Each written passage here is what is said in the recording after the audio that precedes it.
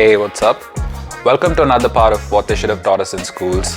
For those of you who don't know and who are new here, What They Should Have Taught Us in Schools is a YouTube series where I talk about the stuff that I wish I was taught in schools.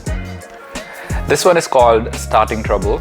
I wonder if I would ever have been able to say these sentences if I never had started a YouTube channel.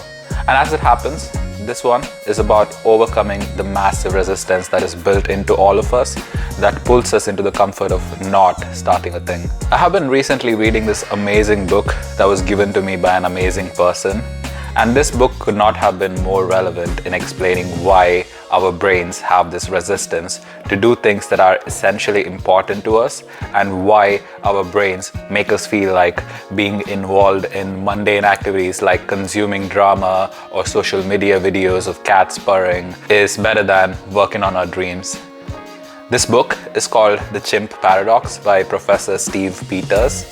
He explains that there are three parts in our brains: the emotional center, or the chimp, which is a very apt name for it, the logical center, or the human, and the operating system, or the computer. Amongst these three parts, the chimp, or the emotional part of the brain, as well as the human, or the logical part of the brain, have different agendas, and there's a constant power struggle between them.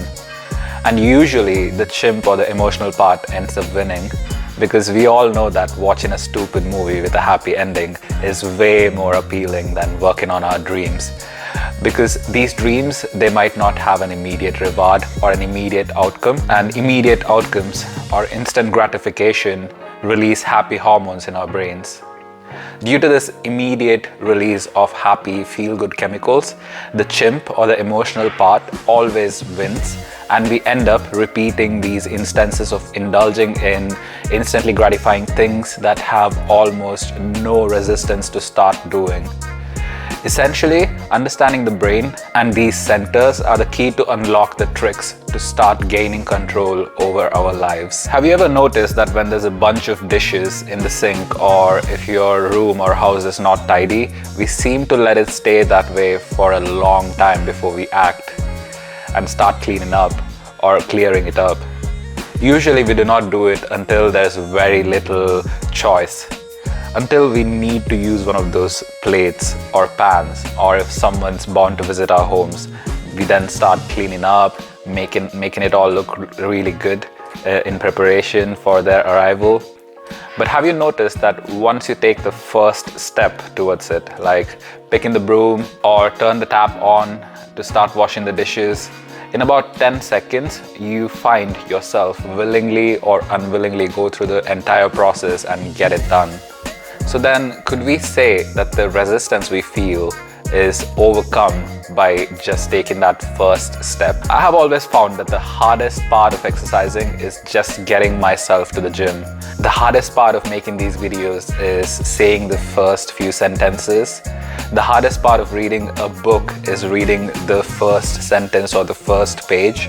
The hardest part of doing any job or any work is just the first few steps.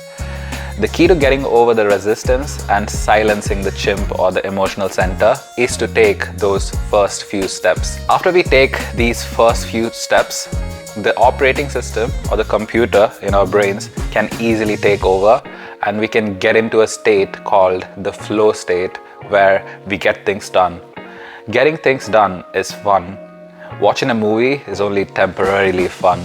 Learning a new skill, having a clean space, having a clean sink with no dishes in it, add to our senses of standard and make us feel good for a long time. If this is kept up long enough, it becomes part of our identities. I have found that since I practiced this act of ignoring the resistance to start something and indulging in forcing myself to take that first step for over a year or so, it has become part of my identity. I naturally have less resistance to start a thing and indulge in doing them. However, getting things done and not losing sight of the end goal is all in all a different challenge. The pitfalls of distraction and the huge predator of success, which is boredom, and being able to overcome the feeling of boredom is a different battle all in all.